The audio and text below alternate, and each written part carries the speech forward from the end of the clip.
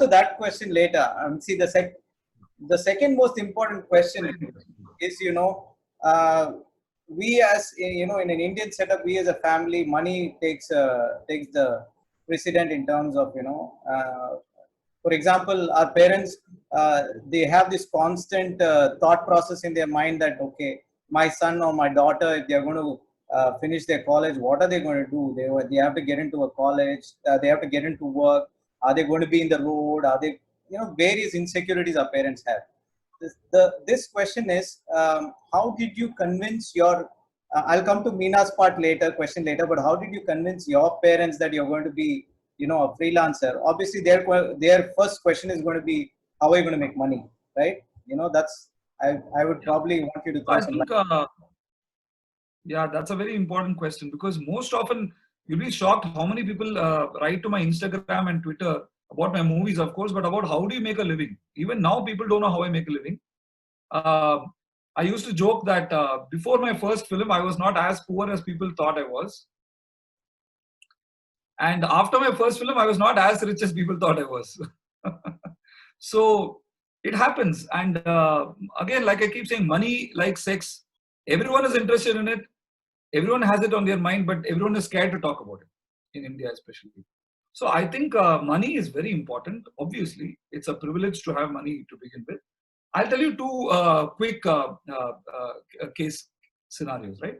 Sometimes you find that people from the, let's say in a field, in a field like filmmaking, actually people from the privileged class find it very easy to get into filmmaking in terms of the monetary position, because they come from rich families. Strangely, people from let's say a not that privileged class also find it compatible. I will not say easy, it's a struggle, but they find it compatible because they come from a life of struggle, of drama, of uncertainty. So they find it compatible. Again, I'm not using the word easy, it is difficult, but they find the difficulties of their life matching with the difficulties of freelancing life, where you don't know whether you're going to get a job, you're getting food, shelter, nothing. And they have this hunger in them to come out. So if you see, most of the success stories, and that's a great thing about filmmaking and business, most of these business success stories have come from people who don't have privilege of wealth. They've all come from the grassroots because they have hunger to grow, and for them, going without food, going without shelter is not a problem. That's a problem that has been with them all their life. So the people, we have to learn from, even Steve Jobs started off in a garage, right? And the best filmmakers in Tamil Nadu, all of them came from the village. They risked their whole career and life. It is actually middle class people like you and I who get confused. Yeah. Because we are used to a certain level of comfort of a fixed salary. We have a house. We can use our father's bike or car. We get confused because we want to be treated like nobodies. So we get confused in our head. So it's very important, especially for middle class people, in that sense, to convince their family. So money is always in their mind. I think the best way to go about it is to have a frank discussion with your parents or your stakeholders, which can be a wife, whoever. But before you have your discussion, you please find out a reality check about what are the realities of the industry that you're going into. For example, if you're going to tell your family that in 2 years I'm going to be a filmmaker, they're going to ask how.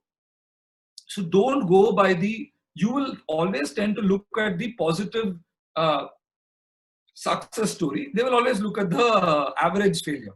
You will say, I'll become a Sachin Tendulkar. They will say, but what about the 1 million people who wanted to be Sachin and who were just playing gully cricket at the age of 50? So now you need to acknowledge both. So I tell you what I did. What I did was I told my father-in-law, my parents right upfront that, I will be making corporate videos. I will be making ads. That will give me a little amount of money. And I told them how much amount of money that will be, right? And I hope to make these projects for, let's say, 5 or 6 years, so that at least I have a sustainable income. And of course, luckily, my wife, Meena, was also working. And of course, the salary she was also starting also. It was very, very small.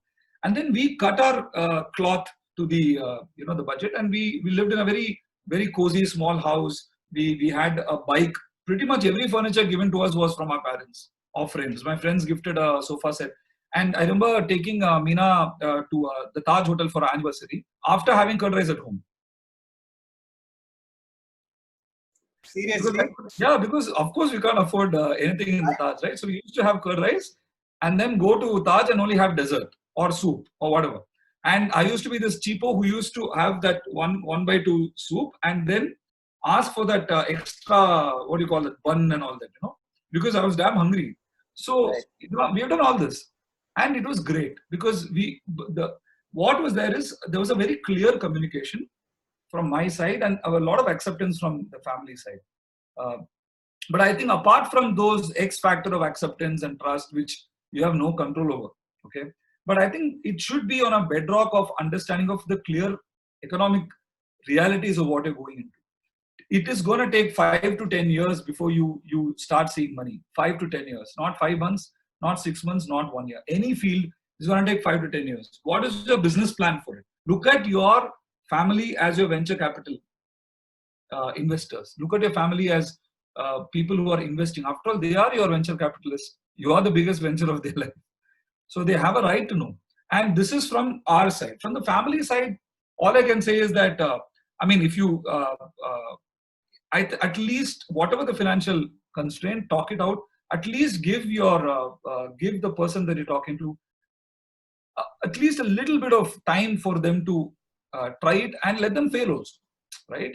But if you don't try, then nothing happens. So even if it is going to be 1 year, okay, we'll support you, don't worry. Just for 1 year you try, we can't, our family budget cannot take it more than that, whatever. So I think you should have a lot of conversations and have them very early on. Have them 5 years before you're actually going to do it. Don't have it overnight. You're going to have it overnight, they're going to look at you as some sort of a amateur who's got excited. And finally, Giri, any field that you're going into, you should have at least some amount of track record in that field. For example, if you're a filmmaker, it's very difficult at the age of 35 to justify jumping into filmmaking. And I have not seen any film of yours. You have not written one script. There's not even one shot. It's very difficult. I'm not saying you can't do it. So you should understand from all points of view. Yeah. And have you built the case in your life? Have you been building your case your whole life that this guy has got it in him to be an architect? I know fashion designers who don't do any wanting to be fashion designers.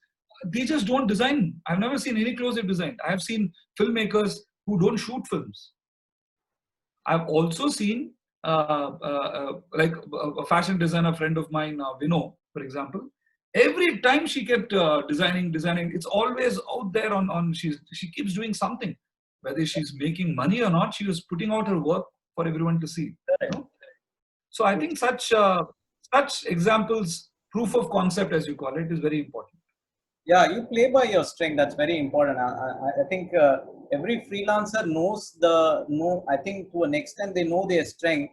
But I have a strong feeling most of them are risk averse. Because I'll tell you a short anecdote from my life as well. When I started off, in fact, I didn't start off as a freelancer, like I said. I was sitting at home 1.5 years doing nothing. So the first question my father asked was, I'll tell it in Tamil and then I'll translate. Enada nee மாமியார் வீட்டு சம்பாதியத்துல சாப்பிட்டுட்டு. So basically he taunted me saying that, what you're sitting and eating out of your mother-in-law's business. This comes from a typical, because he's been in a corporate job all his life. He tried business, he failed, and he brought in that insecurity into me, saying that, go to a corporate job. What are you sitting here? You can earn a lot of money. But I was risk averse, and at some point you have to break that and break that risk averseness. Okay, that becomes a very key thing. That's a very important thing which you said. I equate filmmaking and also business to a certain extent, because you're hustling. You're hustling as a filmmaker. You've reached here, and with all your hustle, right? So it is important to keep the risk averseness a little away as a freelancer. Now the other, I think it's a valid point. Really. It's a valid point, but the way I look at it is, Giri, the risk, what the previous generation considered a risk comes from a very real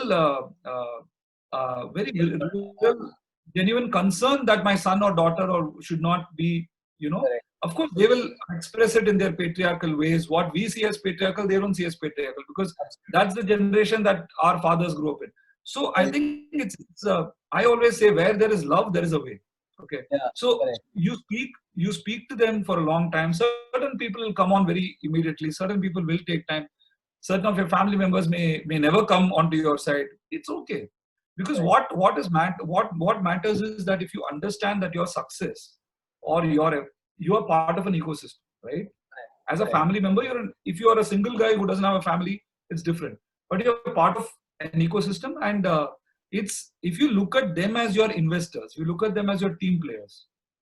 Even if they don't have the maturity or understanding or privilege to have looked at themselves that way, you will be looking at it your way, because finally what matters is what is in your brain and heart. Correct. Correct. You will think, okay, whatever it is, even if I start a startup, if I go to VC, there'll be some VC who doesn't get me. Some guy will be the bad cop. Okay, fine. But you have to deal with them. You can't wish them away, right? So, Yeah.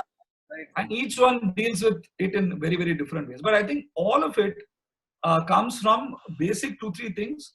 One is your own clarity, your own transparency in telling your family facts and not giving them the rosy picture, right? Tell them the facts, make them buy them in that this is what is these are all the negatives, these are all the pitfalls that's going to happen. But I have taken stock of it, and this is what I'm going to do to satisfy the money part, the family part, right? And then go ahead and do whatever you want to, and then stick to that promise, stick to that commitment. See, it's very difficult, Giri. Like, I know of a lot of examples where, let's say, some guy quits a job and then, spends a lot of money into new businesses, and the businesses keep on failing. Now, obviously, beyond a point, nobody is going to give him a long rope, be it family or the bank, unless you're a Vijay Mallya and Nirav Modi. Yeah. So that is the reality. So we have to face it, and it's a battle. There is no one size fits all. That's what is the beauty of freelancing. Anyway, next question. I think we have covered that. Yeah. So